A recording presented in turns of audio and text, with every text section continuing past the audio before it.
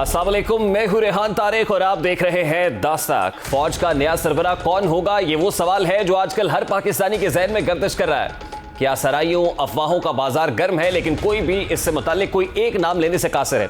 इशारों किनारों में गोल बोल जवाबात दिए जा रहे हैं, लेकिन इसे एक तैनाती के बायस पूरा निज़ामी हुकूमत मुंजमद दिखाई देता है।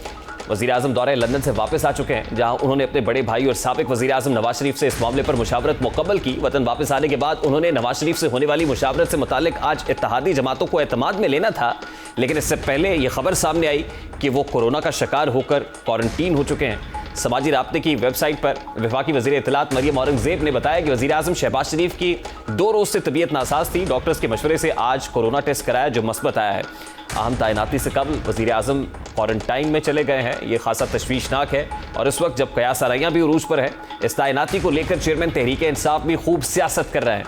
वो इस आईनी अमल को मुतनाज़ बनाने की कोशिशों में हैं, इसी तगोदों में हैं जिस पर उन्हें खासी तनकीद का भी सामना है। आज पीपल्स पार्टी के चेयरमैन बिलावल भुट्टो जरदारी ने भी इमरान खान पर तनकीद करते हुए कहा कि इमरान खान की सियासत शुरू से लेकर आज तक तैनाती के गिर्द घूमती है। खासे अरसे से आर्मी चीफ की तैनाती पर सियासत की जा रही है। हमारे किसी इत्तेहादी या किसी को भी जलसों में ऐसी बातें नहीं करनी चाहिए। सब चीज़ों को आइन और कानून के मुताबिक चलना चाहिए। जिस तैनाती की आप बात कर रहे हो, काफ़ी अरसा से इस पे गैर ज़रूरी सियासत किया जा रहा है। आइन और कानून के तहत जैसे इस काम को चलना चाहिए वैसे ही चलना चाहिए। ना हमें या हमारे इत्तेहादियों में से किसी को जलसा में खड़ा होकर इन किस्म के मुतालबात नहीं करने चाहिए, और ना ही हमारा अपोजिशन में से किसी को इस इशू को मुतनाज़ा बना के सियासत करना चाहिए। खान साहब की सियासत शुरू दिन से लेके आज तक इसी एक तैनाती पर इर्द-गिर्द घूमता है। दूसरी जानिब नए आर्मी चीफ की तैनाती को लेकर अफवाहें गर्म हैं। इन्हीं अफवाहों के पेश नज़र आज पार्लियामान की राहदारी में वज़ीर दिफा ख्वाजा आसिफ को सहाफ़ियों ने घेर लिया और सवाल पूछा कि क्या साबिक सदर आसिफ अली जरदारी और शहबाज शरीफ के दरमियान आर्मी चीफ के नाम पर डेडलॉक है। जिस पर ख्वाजा आसिफ ने बताया कि आर्मी चीफ की तैनाती पर अभी मुशावरत का आगाज़ ही नहीं हुआ, तो डेडलॉक कैसा है। सर, कब तक डिस्कशन शुरू होने का इम्कान है सर? 18-19 के बाद ही। सर, कौन से नाम मुस्लिम लीग नून के फेवरेट है आर्मी चीफ के हवाले से सर? अब जो भी आज फौज जो पे भेजेगी उसमें कोई फेवरेट अभी तक कोई नाम भेजा उन्होंने सर? कोई नाम नहीं, मैंने आपको पहले भी कहा है, कोई नाम नहीं। अभी ये प्रोसेस स्टार्ट ही नहीं। चेयरमैन तहरीक इंसाफ इमरान खान, जो इस तैनाती को लेकर खासे इस्तराब का शिकार दिखाई दे रहे थे, उन्हें किसी एक नाम पर एतराज़ भी था, लेकिन अब वो भी किसी मखसूस जनरल को आर्मी चीफ लगाने या ना लगाने के बयानात से पीछे हट चुके हैं। अब उनकी तनकीद सिर्फ मुस्लिम लीग नून के आर्मी चीफ तैनात करने तक महदूद रह गई है, जिससे ये तासुर मिल रहा है कि नए आर्मी चीफ की तैनाती तनाज़ात से पाक होगी, जो यकीनन खुशाइंद अमर है। सीनियर सहाफ़ी अंसार अब्बासी भी दी न्यूज़ में एक खबर में यह दावा कर रहे हैं कि पीटीआई ने यह फैसला कर लिया है कि आने वाले आर्मी चीफ को मुतनाज़ नहीं बनाया जाएगा, जबकि नवाज शरीफ ने भी यह फैसला कर लिया है कि सियासी वजूहात की बिना पर सीनियरिटी को नज़रअंदाज करना गलती थी, इसलिए नून लीग अब सीनियर तरीन जनरल्स में से एक को आर्मी चीफ और एक को chairman joint chiefs of staff बनाने का इरादा रखती है। अंसार अब्बासी के मुताबिक भी आर्मी चीफ ऑफ स्टाफ और chairman joint chiefs of staff committee की तकर्रियों का अमल मुमकिना तौर पर इसी माह 18 तारीख के बाद शुरू होगा। इन तकर्रियों का ऐलान करने से पहले PMLN इस मामले पर अवामी सतह पर बात करना पसंद नहीं करेगी। चंद हफ्ते पहले तक इमरान खान को एक लेफ्टिनेंट जनरल के बारे में अपने तहफ़्फ़ुज़ात थे, जो आला फौजी ओहदों के लिए उम्मीदवार थे। ताहम न सिर्फ इमरान खान बल्कि PTI के दीगर तमाम रहनुमाओं ने कहा है कि जो भी आर्मी चीफ बनाया जाएगा वो इसकी हमायत करेंगे। खालिस्तान सियासी वजूहात की बिना पर अब नए आर्मी चीफ के इंतखाब में नवाज शरीफ की अहलियत पर सवाल उठाया जा रहा है। ये सूरत हाल इसलिए हौसला अफजा है कि नए आर्मी चीफ को अपने सियासी फ़ायदे के लिए गैर ज़रूरी तौर पर सियासत में नहीं घसीटा जाएगा। नवाज शरीफ और वज़ीर आज़म शहबाज शरीफ के दरमियान लंदन में होने वाली मुलाकातों के हवाले से नए आर्मी चीफ से मुतालिक सियासी तबसरों और अवामी गुफ्तगू को नज़रअंदाज करने का फैसला किया गया है। मौजूदा आर्मी चीफ की तकर्री में तौसीक़ का मशवरा देने वालों से बचने पर भी इत्तफाक किया गया है, जो इस माह के आखिर तक अपनी रिटायरमेंट का ऐलान कर चुके हैं। एक ज़राए ने बताया है कि मौजूदा हुकूमत और कौमी असम्बली की तहलील, कबल वक्त इंतखाबात का इनेकाद, 6 माह के लिए अबूरी हुकूमत के क़याम वगैरह जैसे मुतालबात या तजावीज़ को लंदन में होने वाले मुज़ाकरात में मुस्तरद कर दिया गया है। नवाज शरीफ का कहना था कि इस मामले पर कोई समझौता नहीं किया जाएगा, चाहे हुकूमत हटा दी जाए या कोई और इंतहाई कदम भी उठा लिया जाए। इस पर तबादला ख्याल किस तरह एक अबूरी हुकूमत अपनी मुद्दत को कई महीनों तक तूल दे सकती है, जबकि आइन ज़्यादा से ज़्यादा 3 माह की मुद्दत का इंतज़ाम करता है। PMLN की आला क़यादत के लिए गुज़श्ता हफ्ते के अवाइल तक हालात कशीदा थे, लेकिन अब उनके तनाव की वजूहात में खासी कमी आती हुई दिखाई दे रही है। इसी मामले पर बात करेंगे। इस वक्त पाकिस्तान मुस्लिम लीग नून के सीनियर रहनुमा निहाल हाशमी ने हमें ज्वाइन किया है। अस्सलाम वालेकुम निहाल साहब, बहुत बहुत शुक्रिया आपके वक्त के लिए। निहाल साहब, सबसे पहले तो ये फरमाइएगा कि आज वज़ीर दिफा ख्वाजा आसिफ से जब सवाल हुआ इमरान खान के हालिया स्टेटमेंट से मुतालिक, जो अमरीका से ताल्लुकात से मुतालिक उन्होंने दिया, तो वो कहते हैं कि कार्रवाई का इरादा रखती है वफाकी हुकूमत। क्या कार्रवाई करने जा रही है हुकूमत इमरान खान के खिलाफ? बिस्मिल्लाहिर्रहमानिर्रहीम और वालेकुम अस्सलाम। ये तो ख्वाजा साहब बेहतर बता सकते हैं, हुकूमत बता सकती है। मैं हुकूमत के नुमाइंदा नहीं हूँ, मैं PMLN का नुमाइंदा हूँ। मगर apparently being a lawyer, being a concern citizen of Pakistan, मैं समझता हूँ कि कार्रवाई बहुत पहले हो जानी चाहिए थी। बहुत सारी इशूज़ पे खान साहब के ख़िलाफ़ खान साहब इस्टब्लिश्ड हो गए कि उन्होंने पाकिस्तान की अमानत में ख़यानत किया। जब उन्होंने तोसा खाना के केस में, वो एक अमीन है, वज़ीर आज़म अमीन होता है, और अमीन अगर ख़यानत करता है तो उसके ऊपर यकीनन केस बनता है। उसके अलावा जो उन्होंने प्राइम मिनिस्टर पे या इंटीरियर मिनिस्टर पे या लॉ इन्फोर्सिंग एजेंसीज पे इल्ज़ाम लगाया विदाउट एनी एविडेंस, अगर उनके पास कोई प्रूफ है कि ये लोग इसमें मुलव्विस थे, तो उनको पहले एविडेंस देना चाहिए था, पब्लिक करना चाहिए था, पुलिस को बुलाना चाहिए था, जो आयु मुकर्रर हुए तो उनको देना चाहिए था। उन्होंने एविडेंस दिए बगैर जब आप एलिगेशन लगाते हैं तो इसके माने आप पाकिस्तान के जो सिस्टम है उसको आप डैमेज करते हैं। पूरी दुनिया में ये मैसेज देना चाहते हैं आप कि पाकिस्तान के जो अथॉरिटीज़ हैं उनके लोग जो है क्रिमिनल एटीट्यूड रखते हैं। निहाल साहब, आप हुकूमत के नुमाइंदे नहीं, लेकिन हुकूमत तो आपकी है, पाकिस्तान मुस्लिम लीग नून लेड कोलिशन गवर्नमेंट है। आप ये कह रहे हैं कि बहुत पहले कार्रवाई हो जानी चाहिए थी। क्या हुआ कि आपकी हुकूमत कार्रवाई करने में नाकाम रही? नहीं, उसकी एक वजह है कि ये एक कॉलिशन गवर्नमेंट है। PMLN सिंगल हैंडेडली इसको नहीं फैसला कर सकती है। PDM की जितनी भी और दीगर जमातें हैं वो मिल करके इसका फैसला करेंगी। और हम दूसरी बहुत इंपॉर्टेंट चीज़ जो है, यही तो फ़र्क है इमरान खान में और हमारे में, यही तो फ़र्क है इमरान खान में और शहबाज शरीफ में। इमरान खान ने बगैर सोचे समझे शहबाज शरीफ पे, उनके बड़े भाई साबिक वज़ीर आज़म नवाज शरीफ पे, मरियम नवाज पे, कैप्टन सफदर, सिर्फ इस वजह से कि वो मरियम के शौहर हैं, उनके ऊपर, हमजा शरीफ पे, पूरे हमारे सारे जो दूसरे शाहिद खाकान से लेके राना सनाउल्लाह से लेके एहसन इकबाल, किसी को छोड़ा? उन्होंने कहा कभी, उन्होंने तो कहा कल सुबह तुम गिरफ्तार हो गए। वो अमेरिका से बैठ के कहते थे कि इनके जेल से जो पंखे चल रहे हैं वो हम निकलवा लेंगे। तो कभी दुनिया में ऐसा देखा कि प्राइम मिनिस्टर इंतकाम का शोला बन जाए? हम इंतकाम नहीं लेंगे। निहाल साहब, लेकिन कार्रवाई तो सब्सटैंशियल एविडेंस पे होती है। इसका मतलब ये या तो एविडेंस नहीं है, या जैसे आपने कहा कि इत्तेहादी हुकूमत है, कंसल्टेशन से कार्रवाई होती है, तो इत्तेहादी शायद आपको रोक रहे हैं। क्या ऐसा भी है कि बहुत सारे मामलात पे पाकिस्तान मुस्लिम लीग नून को इनिशिएटिव लेना चाहती है, लेकिन इत्तेहादियों के बाइस रोकना पड़ता है? मैं बड़े मादरत के साथ ये कहूँगा कि हमारे पास तो सबूत आप हैं, आप जो मीडिया वाले हैं। आपने देखा कि 25 मई को क्या होता रहा है इस्लामाबाद के सड़कों पे, किस तरह से पुलिस वालों को उन्होंने बत्तरबंद गाड़ियों को जलाया, किस तरह से इमरान खान खड़े हुए कह रहे थे डी चौक पहुंचो। नहीं, लेकिन जहां तक तोशा खाना का मामला है, 50 अरब का मामला है, ये ऐसे मामलात हैं जिनका सबूत हुकूमत के पास है, और इन्हीं सबूतों को लेकर आपने कोर्ट से रुजू हमारी देखिए, हमारी टॉप प्रायोरिटी इंतकाम नहीं है। हमारी टॉप प्रायोरिटी है कि इस मुल्क से महंगाई का खात्मा, लॉलेसनेस का खात्मा हो, इस मुल्क में इस्तेहकाम आए, जमहूरी इस्तेहकाम आए, रूल ऑफ लॉ हो और लोगों को अमन मिले। हमारी प्राइम कंसर्न ये, हमारा ये कंसर्न नहीं है कि हम सिर्फ इंतकाम बन जाए। इमरान खान को हम ज़रूर निपटेंगे अगर उन्होंने वायलेट किया, और किया है उन्होंने, जो सारी दुनिया, आपके मीडिया 24 घंटे कह रहे होते हैं कि ये सर्टिफाइड चोर हैं। किसी जमाने में साकिब निसार ने कहा था कि लेकिन निहाल साहब, आपकी प्रेस कॉन्फ्रेंसेस, आपकी तकारीर का खासा भी तो इमरान खान के यही केस होते हैं। मतलब वो, मैं यकीनन आपसे बात करता, अगर अवामी मुफाद की बात होती, कहीं पर अवाम की बात हो रही होती, खासतौर पे at this point in time, तो ज़रूर उसका सवाल उठता। लेकिन आपकी प्रेस कॉन्फ्रेंसेस, आपके बयानात, आपकी तकारीर भी तो आधी से ज़ायद इमरान खान पर, बल्कि मैं कहूँ कि पूरी की पूरी इमरान खान पर होती हैं, तो शायद गलत नहीं होगा। अब जरा इससे आगे चलते हैं ना, जहां तक कंसल्टेशन का मामला है, आर्मी चीफ की अपॉइंटमेंट भी कंसल्टेशन या इत्तेहादियों।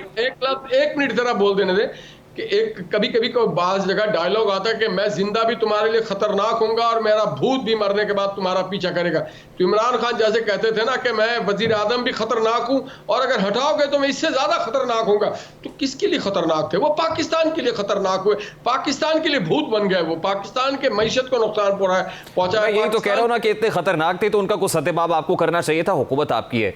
सर, अब आर्मी चीफ की अपॉइंटमेंट खासी जेर बहस है इस वक्त। आर्मी चीफ की अपॉइंटमेंट के मामले पर भी कहीं इत्तेहादियों और आपके माबैन को डेडलॉक है? नहीं, बिल्कुल नहीं है। ना इत्तेहादियों का डेडलॉक है, ना हमारा डेडलॉक है। आपको मालूम है इंडियन आर्मी चीफ कब अपॉइंट हुआ, ईरानी कब हुआ, टर्किश कब हुआ, अमेरिकन, किसी को नहीं मालूम। ये तो हमारे मीडिया में और खास आपने खौआ खड़ा किया हुआ है। नहीं, लेकिन वो कॉन्स्टिट्यूशनल राइट एक्सरसाइज करना चाहिए, मैंडेट आपका है, इस्तेहकाक है, उसको एक्सरसाइज करे। उसमें ताखीर क्या हो रही है? क्योंकि इमरान खान साहब तो खुद ऑफिशियल सीक्रेट एक्ट का हवाला दे रहे हैं कि प्राइम मिनिस्टर को फ्लाई करना पड़ता है लंदन, और वहां पर नवाज शरीफ के साथ कंसल्टेशन होती है इस मामले के ऊपर, जो सरियन ऑफिशियल सीक्रेट एक्ट की खिलाफवर्जी है। काश के इमरान खान साहब ऑफिशियल सीक्रेट एक्ट को एक बार पढ़ लिया होता। जितना उन्होंने ऑफिशियल सीक्रेट एक्ट का तबाही फेरी है, उन्होंने जब कहा कि मेरे पास आज भी खुफिया इदारों के लोग मुझे आके खबर करते हैं, मुखबरिया करते हैं, क्या मैसेज देते हैं? वो अपने भाई से मिलने जाते हैं, शहबाज शरीफ साहब अपने इलाज के लिए जाते हैं, क्या इंसान को इलाज नहीं कराना चाहिए? दूसरी बात यह है कि हमें कॉन्स्टिट्यूशनल राइट है, उसके तहत प्राइम मिनिस्टर साहब अपना राइट एक्सरसाइज करेंगे और आर्मी चीफ का मसला हल हो जाएगा। लंदन में होने वाली जो मुलाकात है उसमें क्या चीज़ तय हुई है? क्योंकि इस हवाले से बहुत सारी स्पेकुलेशंस हैं, मार्केट के अंदर रूमर्स है, कयासाराइयाँ हो रही हैं कि कुछ ऑप्शंस ज़ेरे बहस आए हैं। उसमें असम्बलीज डिसॉल्व करने का भी मामला है, 6 महीने की इंटरिम गवर्नमेंट का भी मामला है। अल्टीमेटली कहाँ कंक्लूसिव हुई ये मीटिंग? ये सब शेख चुल्ली के ख्वाब है जो सोशल मीडिया और मेन स्ट्रीम मीडिया में कहीं कहीं नजर आ रहा है। इस तरह की कोई बात नहीं होती है। बात होती है पाकिस्तान की इस्तेहकाम की, तरक्की की, प्रोग्रेस की। बात होती है रूल ऑफ लॉ की और जमहूरी सिस्टम को कैसे परवान चढ़ाया जाए। इस तरह की कोई बात नहीं होती है कि असेंबली को बर्खास्त कर दिया जाए, इसको, इस तरह की कोई बात नहीं होती है। हमारी पार्टी साजिशी पार्टी नहीं है। हम ट्रांसपेरेंट तरीके से अपने काम को आगे बढ़ाते हैं। जो लंदन में फैसला होगा वो आपको पता चल जाएगा, मगर जो फैसला इस्लामाबाद में हो रहा है प्राइम मिनिस्टर ने करना, उसका इंतजार करें। ये फैसला इस्लामाबाद में होगा या फैसला लंदन में होगा? इस्लामाबाद में, प्योरली इस्लामाबाद में होगा और प्राइम मिनिस्टर करेंगे। आज लाहौर हाई कोर्ट के अंदर एक पिटीशन आई, क्योंकि आप भी लीगल फ्रेटर्निटी से हैं। अब ये कहिएगा कि आर्टिकल 25 का हवाला देते हुए ये कहा गया कि जो सीनियर मोस्ट है उसको आर्मी चीफ अपॉइंट किया जाना चाहिए, और इससे पहले के नज़ायर भी पेश किए गए। आपको लगता है या इस वक्त हुकूमत सोच रही है कि जो सीनियरिटी प्रिंसिपल है उसी को लागू करेंगे, एक प्रेसिडेंट सेट करेंगे? मुझे लगता है कि जो पिटीशन है उसे कल रद्द कर दिया जाएगा। उसकी वजह क्या है? He is not an aggrieved person. It is not a maintainable petition. It is a system which runs the affairs of the government. Our constitution is very clear. The prime minister has the right to exercise and to appoint the army chief. वो जिसको चाहेंगे, और एक procedure है, हम उसके साथ procedure को फॉलो करते हैं। जो मिनिस्ट्री ऑफ डिफेंस से जो नाम आएंगे उसमें से मोस्ट सीनियर मोस्ट को इंशाल्लाह ताला, या जो भी उनमें जिस तरह होता है, एक आर्मी चीफ होते हैं, एक joint chief of staff committee के चेयरमैन लिया जाता है, तो हो सकता है एक उनको लिया जाए, हो सकता है कोई एयरफोर्स या नेवी से ले लिया जाए। बट ये सारा कुछ प्रोग्रेटिव जो है ये प्राइम मिनिस्टर का है। नहीं, लेकिन मुस्लिम लीग नून की ख्वाहिश क्या है? ख्वाहिश तो बहुत सारी हैं, हर ख्वाहिश को इजहार तो नहीं किया जा सकता है ना। जो ख्वाहिश है हम एक as far as the appointment of the chief is concerned, इसमें क्या ख्वाहिश रखते हैं आपके? सीनियर मोस्ट को ही आर्मी चीफ होना चाहिए? I think so. As a being a lawyer, being a man of principle, मैं समझता हूँ कि यही होना चाहिए। उसकी वजह एक बेसिक है। हमारे दौर में देखिए, आप कह रहे थे देर हो रहा है, हम देर नहीं कर रहे हैं। एक प्रोसीजर है, मिनिस्ट्री ऑफ डिफेंस भेजेगी, उससे नाम टिक किया जाएगा और वो भेज दिया जाएगा। पिछले बार प्राइम मिनिस्टर मोहम्मद नवाज शरीफ साहब ने क्या किया था? चारों सीनियर मोस्ट जनरल्स को बुलाया गया, उनके साथ उन्होंने लंच किया, उनके साथ डायलॉग की, फोटो सेशन हुआ, और उनको फिर बहुत आराम से बताया गया कि हमने इनको चूज किया है। तो ये होता है तरीकेकार, ये थोड़ी होता है। लेकिन इससे पहले भी निहाल हाशमी साहब पिक एंड चूज तो करते रहे खुद नवाज शरीफ साहब। इससे पहले जितने चीफ्स उन्होंने अपॉइंट किए वो पिक एंड चूज पे किए हैं कि जो नाम आए उसमें से सीनियर मोस्ट को पिक नहीं किया। नहीं, पिक एंड चूज कोई नहीं है। जो 4 नाम आए थे उन्हीं में से एक नहीं, नाम वो किया, लेकिन उनमें से सीनियर मोस्ट वाला जो प्रिंसिपल जिसकी आज बात हो रही है कि वैसे होना चाहिए जैसे जुडिशरी में होता है, ऐसा माजी में हुआ नहीं है। हमने भी बहुत सीखा है वक्त से, हालात से, मार खा के, जेल से और रेल से। मोहम्मद नवाज शरीफ साहब पाकिस्तान के नहीं बल्कि इस खित्ते के सबसे सीनियर सीजन पॉलिटिशियन है। उनको भी बहुत कुछ समझ और सीख हो गई है, और वो अपने उस तजुर्बे के बुनियाद पे पाकिस्तान के मुस्तकबिल का जो रोड मैप है वो इंशाल्लाह वो तरतीब दे रहे हैं, और उसी तरह से आगे बढ़ेंगे हम। इस हवाले से कोई दबाव भी है आप पे? नहीं, कोई नवाज शरीफ किसी किस्म की कोई दबाव अगर लेना होता तो जब मुशर्रफ साहब ने कहा था ना रिजाइन कर दे, तो उन्होंने कहा ओवर माई डेड बॉडी।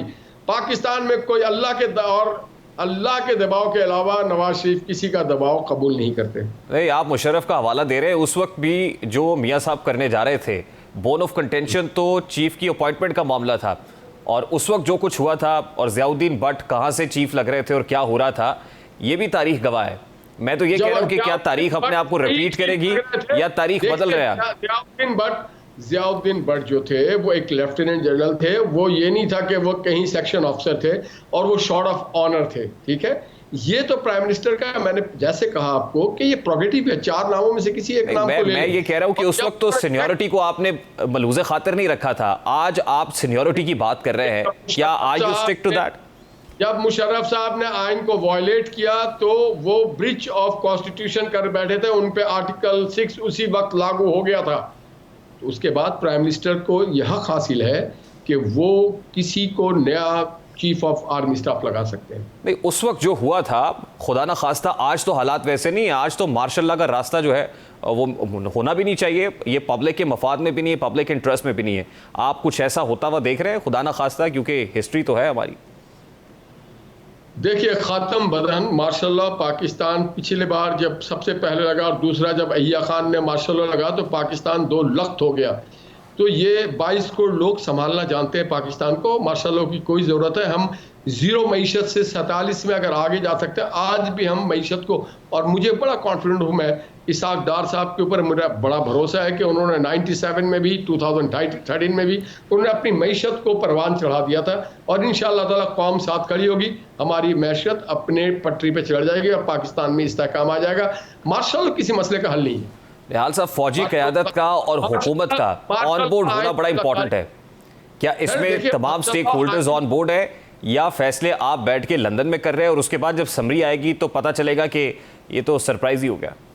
नहीं सर, देखिए मार्शल लॉ, मैं आपको एक बात बड़ा क्लियर बता रहा हूँ, मार्शल लॉ कॉन्स्टिट्यूशन से गद्दारी होती है, और यह आर्टिकल 6 है, और मुशर्रफ साहब ने उसका मजाक चख लिया है। मार्शल लॉ मसले का हल नहीं है। 4-5 मार्शल लॉ हमने देखे और हमने उसकी कीमत भी अदा की है। बात सारी है कि जो पार्लियामेंट में मेंबर बैठे हुए हैं, जो कैबिनेट है और जो प्राइम मिनिस्टर है, वो फैसले करेंगे। मशवरा आपसे भी हम कर सकते हैं, अगर आप हमें चाहें, हम आपसे भी मशवरा कर रहा हूँ। बहुत शुक्रिया निहाल हाशमी साहब आपके वक्त के लिए। पाकिस्तान मुस्लिम लीग नून के रहनुमा निहाल हाशमी साहब हमारे साथ मौजूद थे। अभी एक ब्रेक लेंगे और ब्रेक के बाद जब वापस आएंगे सरकारी हेलीकॉप्टर के बेदरीग इस्तेमाल को कैसे जस्टिफाई किया गया है, ये सामने रखेंगे इस ब्रेक के बाद हमारे साथ।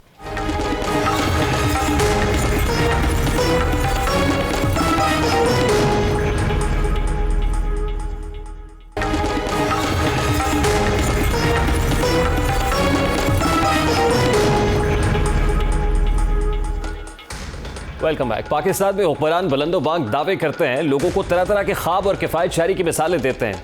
कुछ तो इस मुल्क को रियासत मदीना बनाने के ख्वाब भी दिखाते हैं, लेकिन हकीकत में उनके तमाम काम इसके बरक्स होते हैं। चेयरमैन तहरीक इंसाफ और उनकी जमात के रहनुमा जो मुख्तलिफ सूबों में हुक्मरानी कर रहे हैं, वो दावों और वादों में सफ़े अव्वल में शुमार होते हैं। बुलंदोबांग दावों में खुद चेयरमैन तहरीक इंसाफ अपनी मिसाल आप हैं, लेकिन उन्होंने जो दावे और वादे किए, एक एक करके उन सब पर यू टर्न लिया, और जब उन पर यू टर्न खान का लेबल लगा तो उन्होंने कौम को यू टर्न की अफादियत से भी आगाह किया और बताया कि यू टर्न के बगैर तो कोई बड़ा लीडर बन ही नहीं सकता है। इमरान खान ने ताज़ा तरीन यू टर्न अमरीका के मामले पर लेकर सबको दंग कर दिया है।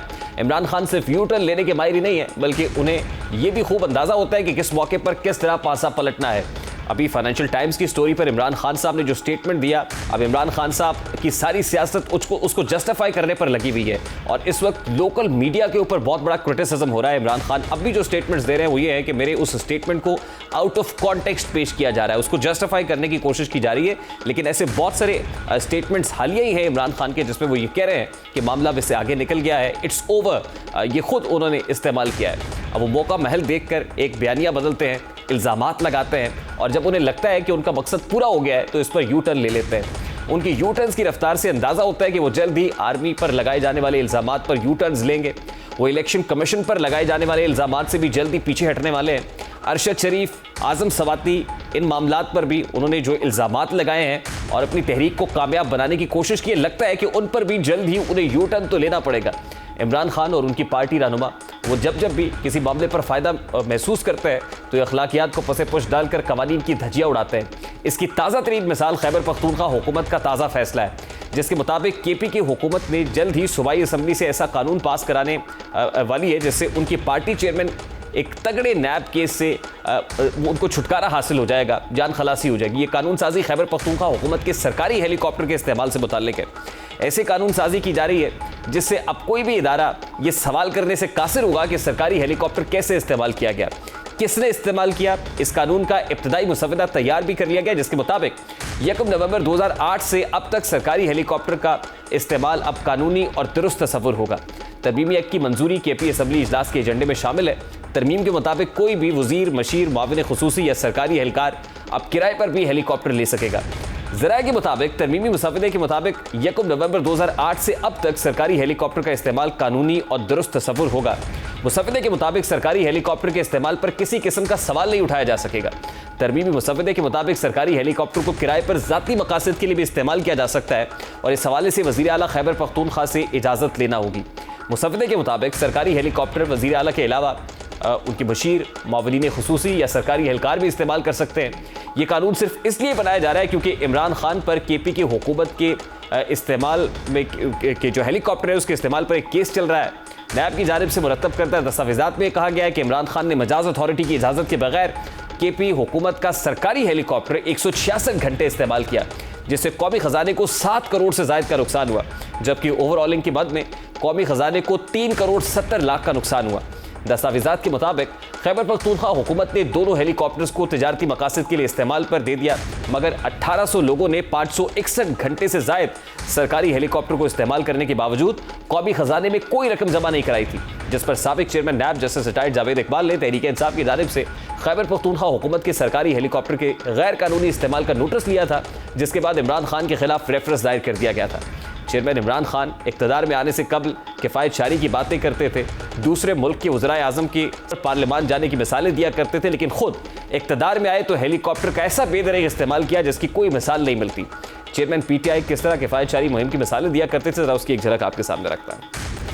किसी स्कैंडिनेवियन के प्राइम मिनिस्टर का नाम नहीं पता, साइकिल पे वो जाता है प्राइम मिनिस्टर ऑफिस। जो 2 जगह हमारे चीफ मिनिस्टर हैं, हम इनको सब में सादगी लेके आ पाएंगे। खर्चे अपने कम करेंगे। प्राइम मिनिस्टर हाउस अब तक 30% मैंने खर्चे कम कर दिए हैं। पहले पता नहीं यहाँ का खर्चा इसका था कोई 43 करोड़ रुपया, अब हम ऑलरेडी 30% उससे कम कर गए। प्राइम मिनिस्टर हाउस आला किस्म की यूनिवर्सिटी बनाएंगे। आज भी इमरान खान ने लॉन्ग मार्च से वीडियो लिंक के जरिए खिताब करते हुए हुकूमत को एक बार फिर तनकीद का निशाना बनाते हुए चोर डाकू करार दिया और कौम को ये बताने की कोशिश की कि इन हुक्मरानों के बच्चे और ये मुल्क लूट कर बाहर जायदादें बनाते रहे हैं, लेकिन उनके बच्चे सियासत से दूर हैं और वो पहले से ही मुल्क से बाहर थे। लेकिन वो कौम को ये बताना भूल गए कि उनके बच्चे जो कुछ देर कबल ही अपने वालिद के साथ जो उनके साथ हादसा हुआ है पर उनकी गम पुरसी के लिए आए थे, उसके बाद लंदन रवाना हो गए, उनको शाहाना सरकारी प्रोटोकॉल कैसे दिया गया है, कितनी गाड़ियां थी, शायद ये डिस्कस करना, ये मेंशन करना वो भूल गए। इमरान खान हुकूमत पर क्या तनकीद आज कर रहे थे, जरा वो भी आपके सामने रखता है। लंदन के सबसे महंगे इलाके में बड़े इनके पास 4 फ्लैट आ गए और इनके बेटों की बड़ी प्रॉपर्टीज आ गई, तो ये तो अमीर हो गए, कौम मकरूज हो गई, क्योंकि उसका तो पैसे बाहर पड़े हुए हैं। जब वो प्राइम मिनिस्टर था उसने 23 निजी दौरे किए लंदन के। मैं प्राइम मिनिस्टर था 3.5 साल, मेरे तो बच्चे बाहर थे, मैं तो एक दफा भी नहीं किया, हालांकि 2 दफा मुझे दावत मिली इंग्लैंड आने की, क्योंकि मैं हमेशा सोचता था कि मैं तब बाहर जाऊं, हमारा मुल्क गरीब है, हम मकरूज हैं, मैं क्यों मुल्क का पैसा खर्च करूं जब तक कि मेरे मुल्क को मेरे दौरे से फायदा नहीं होगा। ये सरकारी खर्चे के ऊपर, और ये लंदन क्या करने जाता था? पैसे वहां हैं, दौलत वहां है, बिजनेस वहां है, बेटों को वहां बसा दिया है, बरतानिया के वो शहरी बन गए हैं। इसी पर बात करेंगे। इस वक्त पाकिस्तान तहरीक इंसाफ के रहनुमा जमशेद इकबाल चीमा ने हमें ज्वाइन किया है। अस्सलाम वालेकुम चीमा साहब, बहुत बहुत शुक्रिया आपके वक्त के लिए। चीमा साहब, शायद ये सवाल मैं आपसे ना करता, लेकिन क्योंकि इमरान खान साहब ने आज लॉन्ग मार्च के शुरका से जो वीडियो लिंक खिताब किया उसमें मेंशन किया है और फिर कहा है कि मेरे बच्चे तो बाहर थे, इन हुक्मरानों के बच्चे जो है वो किस तरह से पुरतायुश जिंदगी गुजारते रहे हैं, कैसे मुल्क का पैसा बाहर भेजते रहे। तो मुझे आपसे ये पूछना पड़ रहा है कि इमरान खान साहब से मिलने के लिए उनके दोनों साहबजादे आए, लेकिन आज जब वो एयरपोर्ट गए तो हमने देखा कि किस तरह शाहाना प्रोटोकॉल दिया है। 1 नहीं 2 नहीं बल्कि 10-10 गाड़ियां उनके साथ मौजूद थी। तो क्या ये जस्टिफाइड है कि एक तरफ इमरान खान साहब क्रिटिसाइज करते हैं इस वक्त की हुकूमत को और दूसरी तरफ ऐसा ही खुद भी करता है? देखिए, इसमें आप जो मौजूदा हालात हैं ये थोड़े स्पेसिफिक हालात हैं, ये स्पेशल सिचुएशन है। आप प्रोटोकॉल को और हिफाजत को मिक्सअप ना करें। शायद मेरा ख्याल है इतना ज़्यादा ख़तरे में कोई भी वज़ीर-ए-आज़म पाकिस्तान में कभी भी नहीं था जितना इस वक्त वज़ीर-ए-आज़म इमरान खान हैं। साबिक़ वज़ीर-ए-आज़म इमरान खान है। सो मैं समझता हूँ कि इसमें थोड़ा सा ज़्यादा थोड़ी ज़्यादती हो जाएगी कि आप हिफाजत को और प्रोटोकॉल को मिक्सअप कर दें।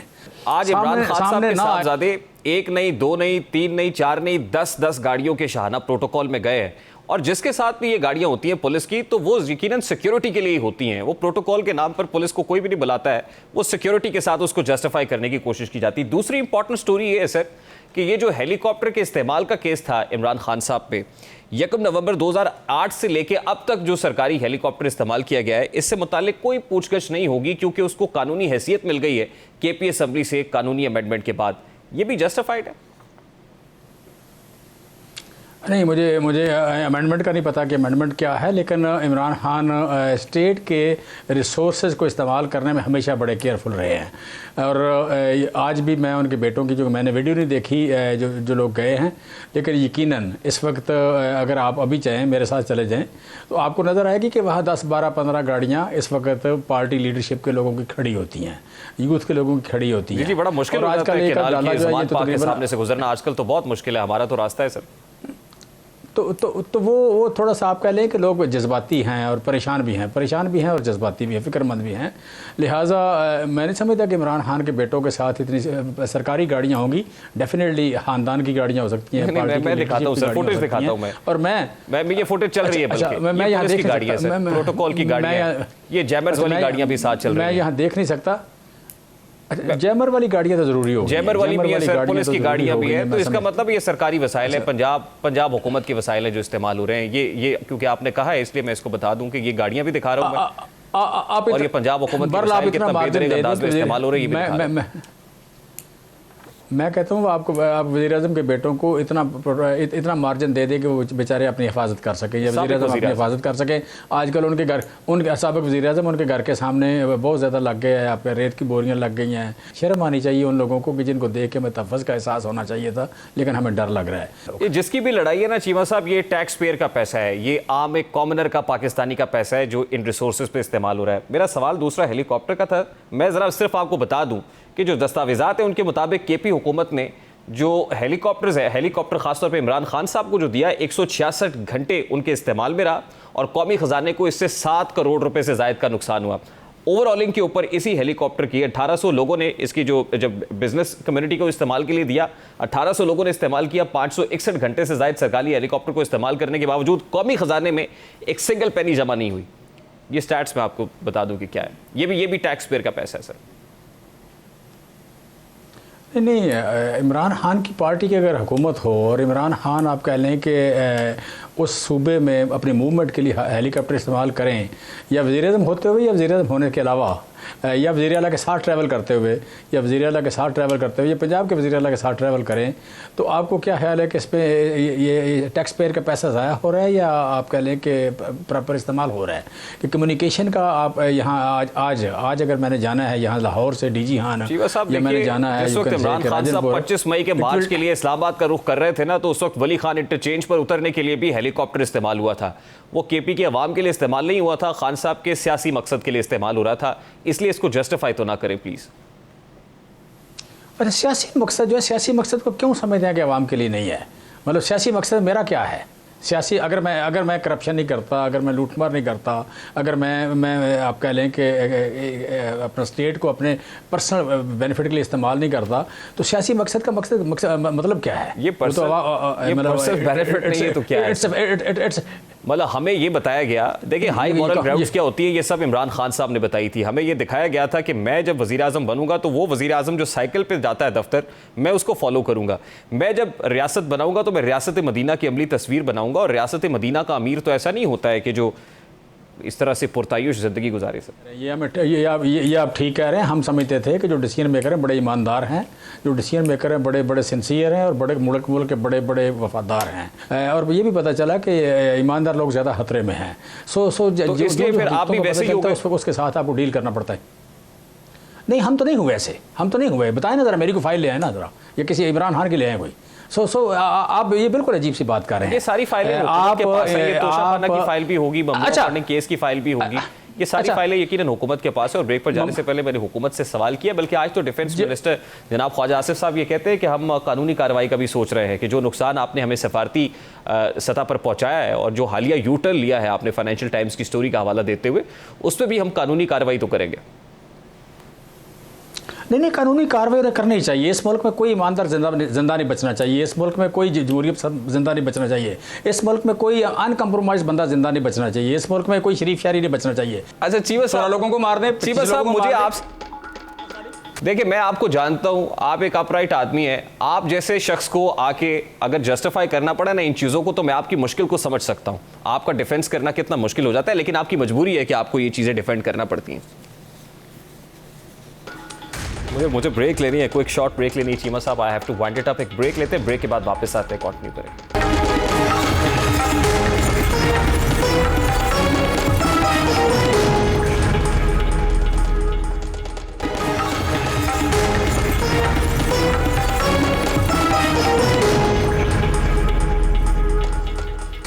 Welcome back. आलमी अवार्ड जीतने वाली पाकिस्तानी फिल्म जॉयलैंड को पाकिस्तान में रिलीज से कबल ही बैन कर दिया गया है। पाकिस्तानी डायरेक्टर, राइटर और अदाकार साइम सादिक की फिल्म जॉयलैंड की कहानी एक ख्वाजा सरा की जिंदगी पर बनाई गई है, जिसको सरवत खोसट और अपूर्वा चरण ने प्रोड्यूस किया है। फिल्म में सरवत गिलानी, सानिया सईद, अली जुनेजो, सना जाफरी, अलीना खान समेत दीगर अदाकारों ने काम किया है। इस फिल्म को बैन अल-अक़वामी शोहरत मिली जब इसे पाकिस्तान की जानिब से ऑस्कर के लिए नामजद किया गया और कांस फिल्म फेस्टिवल में कांस स्क्वायर पाम अवार्ड जिसे ज्यूरी प्राइज भी कहते हैं वो हासिल किया। ज्यूरी प्राइज को इस फिल्मी मेले का दूसरा बड़ा अवार्ड तस्लीम किया जाता है। इस फिल्म को पाकिस्तान में 18 नवंबर को रिलीज होना था, लेकिन इसकी रिलीज से कुछ रोज कबल अचानक वजारत इत्तलात ने इस फिल्म को जारी होने वाला सेंसर सर्टिफिकेट ये कहते हुए मनसूख कर दिया था कि इसमें इंतहाई काबिल एतराज मवाद मौजूद है। नोटिफिकेशन के मुताबिक फिल्म के लिए जारी करदा सेंसर सर्टिफिकेट 17 अगस्त 2022 में जारी किया गया, लेकिन फिल्म रिलीज होने से एक हफ्ता कबल तहरीरी शिकायतें मौसूल हुई जिनके मुताबिक फिल्म में इंतहाई काबिल एतराज़ मवाद मौजूद है जो हमारे माशरे की समाजी और अखलाकी इक़दार से मुताबिकत नहीं रखता है। नोटिफिकेशन के मुताबिक फिल्म अखलाकियात और शाइस्तगी के बरक्स है, इसलिए इसको मोशन पिक्चर्स ऑर्डिनेंस 1979 के सेक्शन 9 के तहत सिनेमा में नुमाइश के लिए ममनू करार दिया गया है। पाकिस्तान में इसे महज कुछ गिने चुने लोगों ने देखा होगा, ताहम इसे रिलीज़ करने की हिमायत और मुखालिफत दोनों में एक बड़ी तादाद सोशल मीडिया पर सरगर्म नजर आती है। रवा माह के आगाज़ में फिल्म का टीज़र जारी किया गया तो जमात इस्लामी के सेनेटर मुश्ताक अहमद खान ने फिल्म की रिलीज़ पाकिस्तान में रोकने और इस पर पाबंदी लगाने का मुतालबा किया था।